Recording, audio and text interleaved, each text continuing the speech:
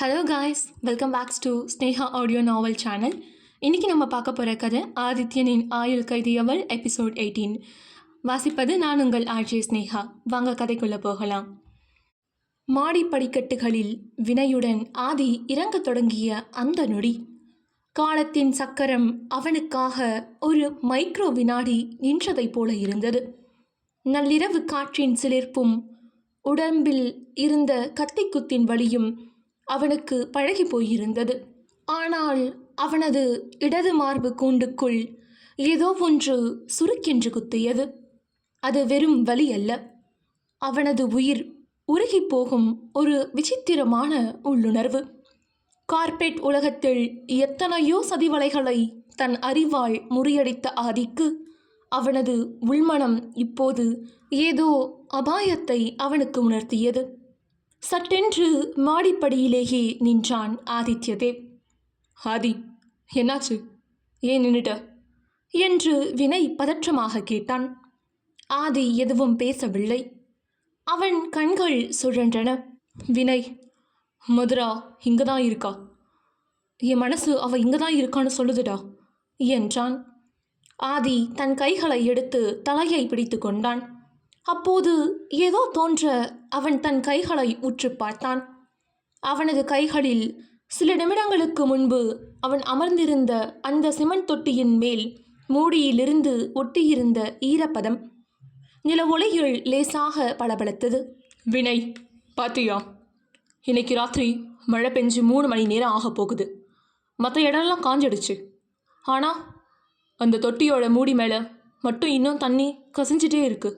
அதுவும் பார்க்க புது தண்ணி போல. தண்ணி வேற நிறைய வெளியே இருக்கு. கண்டிப்பா அது மழை பெஞ்சு தேங்கின மாதிரி இல்லை வினய் என்று ஆதியின் கார்ப்பரேட் மூளை நொடியில் கணக்கு போட்டது. ஸ்வேதாவின் மரணம், சித்விக்கின் பழிவாங்கல், யஸ்ஸின் சதி, எல்லாவற்றையும் விட ஒரு கடத்தல்காரன் சாவதற்கு முன்னால் என்ன செய்வான்? பிணை கைதியை யாருக்கும் தெரியாத இடத்தில் ஒழித்து கட்ட நினைப்பான் என்று சிந்தித்த அடுத்த நொடி ஆதி, அவ இங்கதான் இருக்கா என்று கர்ஜித்தான். அப்படிலாம் இருக்காது, என சொல்லிட்டு இருக்க என்று தடுத்த வினயை தள்ளிவிட்டு மொட்டை மாடியை நோக்கி வெறித்தனமாக ஓடினான் ஆதித்யதேவ். தொட்டிக்குள் மதுராவின் கண்கள் பனித்தன. அவளது மூளையில் ஆக்சிஜன் அளவு வேகமாக குறைந்து கொண்டிருந்தது. குளிர்ந்த தண்ணீர் அவளது நாடியை முடக்கியது. ஆதி என்று மனதுக்குள் உச்சரித்தவளின் கண்கள் மெல்ல மூடின. அவளது உடல் அசைவற்று தண்ணீருக்குள் மிதக்கத் தொடங்கியது. அப்போது மதுரா என்று மொட்டை மாடிக்கு வந்து சேர்ந்த ஆதி அந்த தொட்டியின் பூட்டை பார்த்தான். இரும்பு தடியால் அந்த பூட்டை ஓங்கி 4-5 அடி அடித்தான். ஆனால் அந்த பூட்டோ உடையவில்லை. அவனது கைகளில் இருந்தும் இரத்தம் தெரித்தது. அங்கு வந்த ஜெய்யிடம், ஜெய், துப்பாக்கியால் இதை ஷூட் பண்ணு என்று ஆதி கத்த, ஏசிபி ஜெய் நொடியும் தாமதிக்காமல் தன் துப்பாக்கியை எடுத்து பூட்டை நோக்கி சுட்டார். டிங் என்ற சத்தத்துடன் பூட்டு தெரித்து விழுந்தது. ஆதி தன் முழு பலத்தையும் திரட்டி அந்த கனமான சிமெண்ட் மூடியை தள்ளி உடைத்தான். உள்ளே இருள் சூழ்ந்து இருந்தது. அப்பொழுது நிலவொளி பட்டவுடன் மதுராவின் தலை அசைவற்று மிதப்பது ஆதிக்கு தெரிந்தது. மதுரா என்று ஆதி அலறியபடி தொட்டிக்குள் குதித்தான். அவளது உடலை தூக்கி கொண்டு வெளியே வந்தான். அவளது வாய், கண், கைகளில் இருந்த கட்டுக்களை வினையும் ஜெய்யும் அவசரமாக அறுத்தெறிந்தனர். மதுராவின் முகம் வெளுத்து போயிருந்தது. மூச்சு இல்லை. மதுரா, ப்ளீஸ் கண் தோற மதுரா என்று ஆதி கத்த, அவள் கண் விழிக்கவில்லை. எனவே அவளது மார்பில் கைகளை வைத்து சிபிஆர் கொடுக்க தொடங்கினான் ஆதி. சில வினாடிகள் மரண அமைதி நிலவியது. என்று திடீரென மதுராவின் உடம்பு சிலிர்த்தது. அவளது வாயில் இருந்தும் மூக்கில் இருந்தும் தண்ணீர் வெளியேறியது. கண்களை லேசாக திறந்து தன் முன்னால் இரத்தமும் கண்ணீருமாக நின்ற ஆதியை பார்த்தாள். ஆதி, ஆதி என்று பலவீனமாக முணங்கிவிட்டு அவனது மார்பில் சாய்ந்து மீண்டும் மயக்கமடைந்தாள். அவள் மீண்டும் மயங்கியதைக் கண்டு பதறிய ஆதி அடுத்த நொடி அவளை ஒரு பூவை போல தன் கைகளில் அள்ளி நெஞ்சோடு அரவணைத்து தூக்கினான். அவளது குளிர்ந்த உடல் அவனது மார்பின் சூட்டில் ஒடுங்கியது. ஆம்புலன்ஸ் வர லேட் ஆகும் ஜெய், என் கார்லேயே கொண்டு போகிறேன் என்று கத்தியபடி கைகளில் அவளை சுமந்தவாறே மின்னல் வேகத்தில் பங்களா படிக்கட்டுகளில் இறங்கி ஓடினான் ஆதி. தன் முதுகில் இருந்த கத்தி குத்தின் வலியோ கைகளில் கசிந்த இரத்தமோ அவனுக்கு ஒரு பொருட்டாக தெரியவில்லை. மதுராவை காரின் பின் இருக்கையில் கிடத்தி அவளது தலையை தன் மடியில் தாங்கியபடி அமர, டிரைவர் இருக்கையில் வினய் அமர்ந்து கொண்டு மருத்துவமனைக்கு காரை பறக்க விட்டான். உடனே அந்த தனியார் மருத்துவமனையின் அவசர சிகிச்சை பிரிவு போர்க்களமாக மாறியது. மதுராவை ஆதி கைகளில் சுமந்து வந்து ஸ்ட்ரெச்சரில் கிடத்தினான். மருத்துவர்கள் அவளை தீவிரமாக பரிசோதித்தனர். வெளியே ஆதி கவலையோடு நின்றிருக்க, அவசரமாக வெளியே வந்த மருத்துவர், மிஸ்டர் ஆதி, பேஷண்ட்க்கு தலையிலையும் கால்லையும் ரொம்ப காயம் ஏற்பட்டிருக்கு. அதனால் ஏகப்பட்ட ரத்தம் லாஸ் ஆகியிருக்கு. உடனே ரத்தம் ஏற்றணும். ஆனால் அவங்களோடது ரொம்ப ரேர் பிளட் குரூப். நம்ம பிளட் பேங்க்கில் இப்போதைக்கு ஸ்டாக் இல்லை என்றார் பதற்றமாக. ஆதி ஒரு நொடி கூட யோசிக்கவில்லை. தன் சட்டையின் கையை மடக்கி மேலே சுருட்டினான். டாக்டர், அவளோடதும் என்னோடதும் ஒரே பிளட் குரூப் தான். எவ்வளவு ரத்தம் வேணுமோ அவளுக்கு எடுங்க. ஆனால் என் மதுராவுக்கு எதுவும் ஆகக்கூடாது என்றான் அதிகாரமும் காதலும் கலந்த குரலில். ஆனால் உங்கள் முதுகலையும் காயம் இருக்காதி என்று டாக்டர் சொல்ல, வினயும் அதையே கூறி அவனை தடுக்க முயன்றான். என்னை யாரும் தடுக்க வேண்டாம் என்று கத்திய ஆதி நேராக உள்ளே சென்று மதுராவின் படுக்கைக்கு பக்கத்தில் இருந்த கட்டிலில் படுத்து கொண்டான். அங்கே மயக்க நிலையில் இருந்த மதுராவின் கையில் ஊசி குத்தப்பட்டது. அவளுக்கு பக்கத்தில் அவளது உயிரை தாங்கி நிற்கும் ஆதியின் கையில் இருந்தும் ஊசி மூலம் இரத்தம் குழாய்களில் பாய்ந்தது. ஆதியின் உடலில் இருந்து இரத்தம் சொட்டு சொட்டாக மதுராவின் உடலுக்குள் செல்ல தொடங்கியது. தன் இரத்தம் அவளுக்குள் பாய்ந்த அந்த வினாடி அவளது வெளுத்து போன முகத்தில் லேசான ஜீவ ஓட்டம் திரும்புவதை ஆதி தன் கண்களால் கண்ட பிறகே அவனுக்கு நிம்மதி ஆனது. அதே நள்ளிரவு லண்டனில் ஒரு புகழ்பெற்ற சொகுசு அடுக்குமாடி குடியிருப்பின் பால்கனியில் அவன் நின்று கொண்டிருந்தான். அவனது கையில் இருந்த கண்ணாடி கிளாஸ் தூள் தூளாக சிதறி அவனது உள்ளங்கையில் இருந்து இரத்தம் சொட்டியது. ஆனால் அவன் அதை கண்டு கொள்ளவில்லை. அவன் தன் கருப்புக்கள் மோதிரத்தை மெல்ல வருடினான். அவனது கண்கள் லண்டன் மாநகரத்தின் விளக்குகளை பார்த்தபடி இருந்தது. அப்போது அவனது சேட்டலைட் ஃபோன் ஒலித்தது.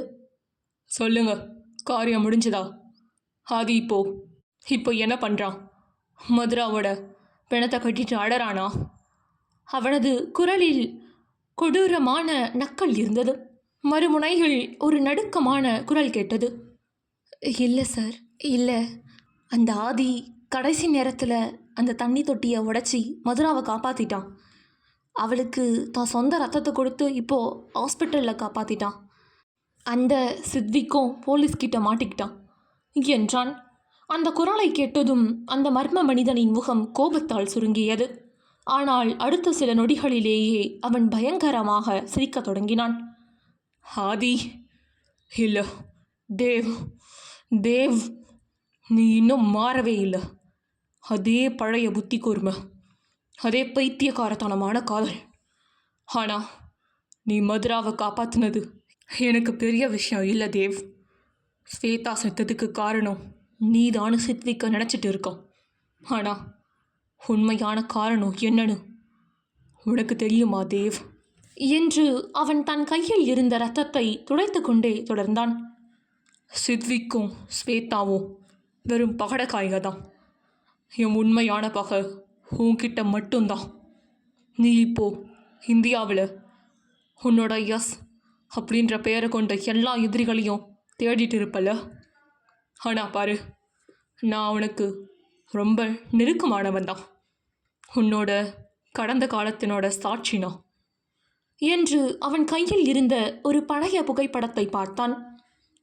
அதில் ஆதியும் இன்னொரு நபரும் கட்டிப்பிடித்தபடி சிரித்து கொண்டிருந்தனர். அந்த புகைப்படத்தில் இருந்த இன்னொரு நபரின் முகம் எரிக்கப்பட்டிருந்தது. இதோ நான் கிளம்பி வந்துட்டேன் என்று கூறிவிட்டு ஃபோனை அணைத்தான். மறுநாள் காலை இரத்த தானம் கொடுத்து முடித்து முதுகில் கட்டு போட்டுக்கொண்டு ஐசியூ வார்டில் வெளியே ஆதி அமர்ந்திருந்தான். வினய் அவனுக்கு தண்ணீர் கொடுத்தான். அப்போது ஏசிபி ஜெய் அங்கே வேகமாக வந்து சேர்ந்தார். அவனது முகம் தீவிரமாக இருந்தது. ஆதி, சித்விக் போலீஸ் கஸ்டடியில் இருக்கான். அவன்கிட்ட விசாரிச்சதில் ஒரு பயங்கரமான விஷயம் தெரிய வந்திருக்கு என்றான் ஜெய். ஆதி நிமிர்ந்து பார்த்தான். என்ன ஜெய், ஸ்வேதா தற்கொலை பண்ணிக்கிட்டா? அதுவா என்று கேட்க, இல்லடா, ஸ்வேதா தற்கொலை பண்ணிக்கிட்ட அன்னைக்கு அவள் டைரியில் ஆதி அப்படின்னு எழுதியிருக்காளாம். ஆனால் விசாரணை பண்ணதில் தெரிஞ்சது ஸ்வேதாவை தற்கொலை பண்ணது அந்த எஸ் தான். சித்விக் கிட்ட நீ தான் அவளை ஏமாத்துனேன்னு யாரோ அவனுக்கு தப்பாக ஆதாரங்களை கொடுத்து நம்ப வச்சிருக்காங்க என்று சொல்ல ஆதி அதிர்ச்சியில் உறைந்தான்.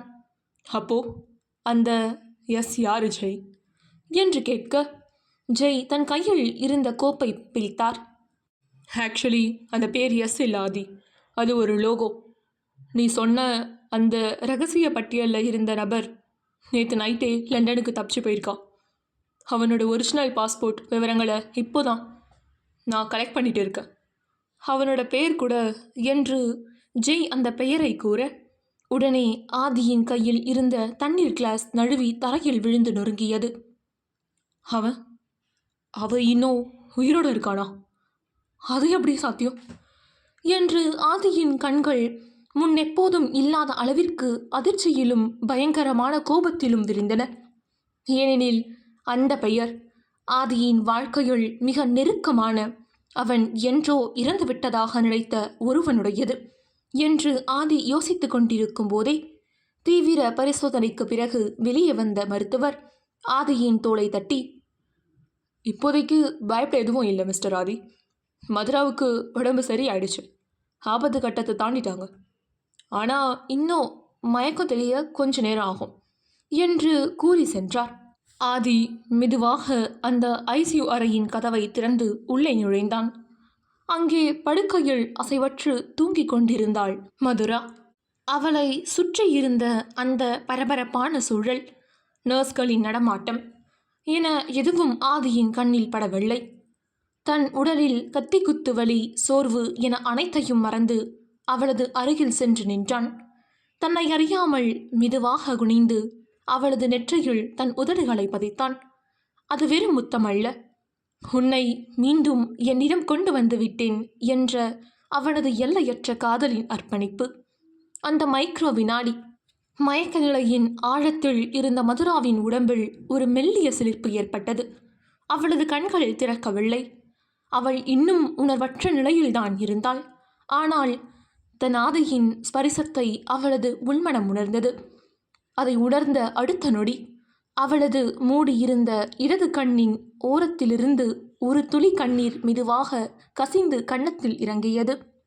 மயக்கத்திலும் தன் காதலை உணர்ந்த மதுராவின் அந்த கண்ணீர் துளியை தன் விரல்களால் துடைத்த ஆதி அவளது கைகளை இறுக்கமாக பற்றி கொண்டு விடியும் வரை அவள் அருகில் அமர்ந்திருந்தான். மறுநாள் காலை ஆரவின் காதுகளை துளைப்பது போல ஒரு பக்தி பாடல் சவுண்ட் பாரில் அலறி கொண்டிருந்தது.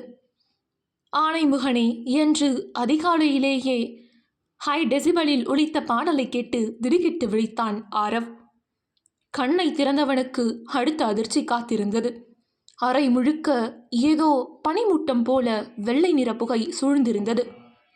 என்னடா இது, ரூமுக்குள்ள தீ பிடிச்சிருச்சா என்று அலறியபடி மூக்கை பொத்திக்கொண்டு படுக்கையில் இருந்து எழுந்தான். அப்போதுதான் அந்த புகையில் சாம்பிராணியின் வாசனை கலந்திருப்பதை உணர்ந்தான் ஆரவ். உடனே பக்கத்தில் பார்த்தபோது கயல் அங்கே இல்லை. அடிப்பாவி கயல், விடிஞ்சதும் விடியாததுமா என வேலை பார்த்து வச்சிருக்க என்று பதறியபடி பெட்ஷீட்டை தூக்கி போட்டுவிட்டு வேக வேகமாக கீழே இறங்கி ஓடினான். கீழே செல்ல செல்ல புகையின் அளவு இன்னும் அதிகமாக இருந்தது. குறிப்பாக பூஜை அறையில் இருந்து கருப்பு புகை போல சாம்பிராணி புகை முட்டி மோதி வெளியே வந்து கொண்டிருந்தது. பயந்து போன ஆரவ், கயல் கயல் என்று கத்தியபடி பூஜை அறைக்குள் நுழைந்தான். ஆனால் அங்கே தெரிந்த காட்சியை கண்டதும் அவனது வார்த்தைகள் தொண்டையிலேயே உறைந்தன. பூஜை அறையில் கயல் ஒரு அடர் சிவப்பு நிறப்புடவையை உடுத்தியிருந்தாள். குளித்து முடித்த ஈரத்தோடு இருந்த அவளது தலைமுடி அவளுடைய முதுகில் சுருண்டு கிடந்தது. அதிலிருந்து நீர் சொட்டி கொண்டு இருந்தது. அவள் நெற்றி வகட்டில் வைத்த குங்குமமும் மின்னியது. கையில் ஒரு பெரிய சாம்பிராணி கரண்டியை வைத்து கொண்டு வீடு முழுக்க புகை போடுவதற்காக அவள் அதை ஆட்டிக்கொண்டிருந்தாள். அந்த அதிகாலை வெளிச்சத்தில் ஈரத்தலையோடும் சிவப்பு புடவையோடும் நின்ற கயலின் தோற்றம் ஆரவின் மூளையை மொத்தமாக பிசங்க செய்தது. அவனை அறியாமல் அவளது அந்த பேரழகில் அவன் அப்படியே சொக்கி போய் நின்றான். அவனது கண்கள் அவளையே வெறித்து பார்த்து கொண்டிருக்க, சாம்பிராணி புகைக்கு நடுவே இருந்து தேவதை போல வெளிப்பட்ட கயல் ஆரவ் நிற்பதை பார்த்ததும் குறும்புடன் சிரித்தாள். மெதுவாக அவன் அருகே நெருங்கி வந்தவள் சாம்பிராணி கரண்டியை பின்னால் மறைத்துவிட்டு தன் கையை அவனுக்கு முன்னால் நீட்டி குனிந்து மாமா என்று காந்த குரலில் அழைத்தாள். அந்த வார்த்தை காதில் விழுந்த அடுத்த வினாடி ஆரவ் நிஜ உலகிற்கு திரும்பினான். தன் வசமிழந்த நிலையை மறைத்து கொண்டு உடனே முகத்தை கடுமையாக மாற்றிக்கொண்டான். ஹெய், என்ன பண்ணிட்டு இருக்க இங்க? காலையில் வீட்டை எரிக்க பிளான் பண்ணிட்டியா? ஏன்னா இது புகமோட்டோம். லண்டனில் பனிமூட்டத்தை பார்த்துருக்க, ஆனால் என் வீட்டுக்குள்ளேயே இப்படி ஒரு பனிமூட்டத்தை உருவாக்கணும்னு நினச்சி கூட பார்க்கல என்று கத்த தொடங்கினான். கயல் தன் கைகளை பின்னால் கட்டிக்கொண்டு உதட்டை பிதுக்கி மிகவும் அப்பாவியாக முகத்தை வைத்து கொண்டாள். ஏ மாமா, நீங்கள் இப்படியெல்லாம் பேசுகிறீங்க? புதுசாக கல்யாணமானா வீட்டில் விடிய காலையில் சாம்பிராணி புகை போடணும், சாமி பாட்டு வைக்கணும்னு எங்கள் அம்மா தான் சொன்னாங்க. நான் நல்லது பண்ணால் நீங்கள் என்னை திட்டுறீங்க என்று அவள் சொல்ல, நல்லதா அடிப்பாவி, சவுண்ட் பாரில் போயிட்டு யாரா சாமி பாட்டு வைப்பாங்களா? அதில் வேற பேஸ் அதிகமாக வச்சு ஸ்பீக்கரே அதிருது. பக்கத்து வீட்டுக்காரன் போலீஸில் கம்ப்ளைண்ட் பண்ணா என்ன பண்ணுவ என்று சலித்து கொண்டே ஓடி சென்று அந்த சவுண்ட் பாரை ஆஃப் செய்தான். பூஜை அறைக்குள் இப்போது அமைதி நிலவியது. புகை மெல்ல கலைந்து கொண்டிருக்க ஆரவ் கயலை முறைத்து பார்த்தான். இனிமே இந்த வீட்டில் இப்படி ஒரு புகையை நான் பார்க்கவே கூடாது, புரிஞ்சுதா என்றான் அதிகாரமாக. கயல் மெதுவாக அவன் அருகே நடந்து வந்தாள். அவளது ஈரக்கூந்தலில் இருந்து ஒரு துளி நீர் ஆரவின் கையில் விழுந்தது. அவளது கண்களில் ஒரு குறும்பு மின்னியது. சரி மாமா, அந்த பாட்டை ஆஃப் பண்ணிட்டீங்க. அப்போது நம்ம வேற ஏதாச்சும் ரொமான்டிக் பாட்டாக வைக்கலாமா என்று கண்ணடித்து கேட்டாள். அவளது இந்த குறும்புத்தனமான பேச்சை கேட்ட ஆரவ் அவளது நெற்றையில் லேசாக தட்டி, முதல்ல போய் அந்த ஈரத்தலையை துவட்டு போ, உன்னோட இந்த ஓவர் ஆக்டிங்குக்கு ஒன்றும் குறைச்சல் இல்லை என்று சிரிப்பை அடக்கி கொண்டு கூறினான். கயலோ சிரித்து கொண்டே அங்கிருந்து போட ஆரவ் அவளையே பார்த்து கொண்டு புன்னகைத்தான். ஆனால் அடுத்த வினாடி அவனது ஃபோன் ஒலிக்க ஆதியின் ஞாபகம் அவனுக்கு வந்தது. அதை எடுத்து காதில் வைத்ததும் அந்த பக்கத்திலிருந்து வினய் பேசினான். அப்பொழுது வினய் ஆரவிடம், உனக்கு எஸ் அப்படின்ற பேரில் யாரையாச்சும் தெரியுமா? ஏன் கேட்குறேன்னா, இப்போ நடந்த எல்லா பிரச்சனைக்கும் அவன் தான் காரணமா? அண்ட் மதுரா கிடச்சிட்டா, சொல்லுடா, உனக்கு எதனா தெரியுமா என்று வினய் கேட்க ஆரவ் பதில் சொல்லும் முன்பே, இருடா, எங்கள் டாக்டர் ஏதோ சொல்கிறாரு, நான் அப்புறம் கால் பண்ணுறேன் என்று வினய் ஃபோனை அணைத்து விட்டான். ஆனால் ஆரவ் கையில் இருந்த அந்த அலைபேசி அப்படியே கீழே விழுந்தது. அதிர்ச்சியில் சோஃபாவில் தொப்பென்று ஆரவ் அமர்ந்தான். அவன் உயிரோடு இருக்கானா என்று அதிர்ச்சியுடன் கூறினான். இப்படி வினய் சொன்ன பெயரை கேட்டு ஆரவ் உறைந்து போக ஆதிக்கும் அவனுக்கும் மட்டுமே தெரிந்த அந்த பயங்கரமான ரகசியம் இனி இங்கு பலரின் வாழ்க்கையையும் அசைத்து பார்க்க தொடங்க போகிறது. அப்படி என்ன நடந்தது தெரிஞ்சுக்கணுன்னா மறக்காமல் ஸ்னேகா ஆடியோ நாவல் சேனலை சப்ஸ்கிரைப் பண்ணிவிடுங்க. இந்த எபிசோட் பிடிச்சிருந்தா மறக்காமல் லைக் பண்ணுங்கள். அண்ட் உங்களுடைய கருத்துக்களை கமெண்ட் பாக்ஸில் பதிவு பண்ணுங்கள், ஷேர் பண்ணுங்கள். நன்றி.